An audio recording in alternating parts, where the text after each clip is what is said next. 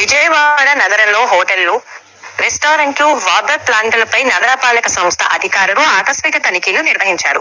పారిశుద్ధ్య ప్రమాణాలపై నిర్లక్ష్యం వహిస్తే కఠిన చర్యలు తప్పవని అధికారులు హెచ్చరించారు.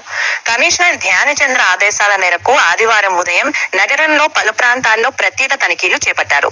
కిచెన్లు, వ్యర్థాల నిర్వహణ, తాగునీటి నాణ్యతను అధికారులు దగ్గరగా పరిశీలించారు.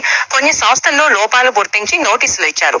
3 రోజుల్లో సరిదిద్దుకోవాలని ఆదేశించారు. నిబంధనలు ఉల్లంఘించిన 2 హోటళ్లపై 10,000 రూపాయల జరిమానా విధించారు.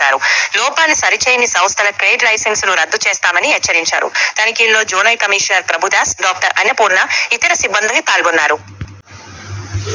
విజయవాడ నగరంలో హోటళ్లు, రెస్టారెంట్లు, వాటర్ ప్లాంట్లపై నగరపాలక సంస్థ అధికారులు ఆకస్మిక తనిఖీలు నిర్వహించారు.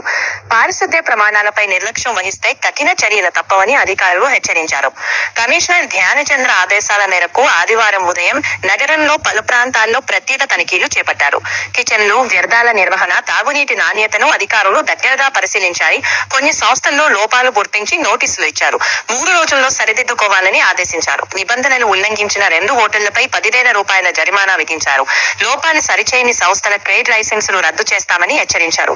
తనిఖీల్లో zonal commissioner Prabhudas, doctor Annapurna, ఇతర సిబ్బంది పాల్గొన్నారు. విజయవాడ నగరంలో హోటళ్లు, రెస్టారెంట్లు, వాటర్ ప్లాంట్లపై నగరపాలక సంస్థ అధికారులు ఆకస్మిక తనిఖీలు నిర్వహించారు. పారిశుద్ధ్య ప్రమాణాలపై నిర్లక్ష్యం వహిస్తే కఠిన చర్యలు తప్పవని అధికారులు హెచ్చరించారు. కమిషనర్ ధ్యానచంద్ర ఆదేశాల మేరకు ఆదివారం ఉదయం నగరంలో పలు ప్రాంతాల్లో ప్రత్యేక తనిఖీలు చేపట్టారు. కిచెన్లు, వ్యర్థాల నిర్వహణ, తాగునీటి నాణ్యతను అధికారులు దగ్గరగా పరిశీలించారు. కొన్ని సంస్థల్లో లోపాలు గుర్తించి నోటీసులు ఇచ్చారు.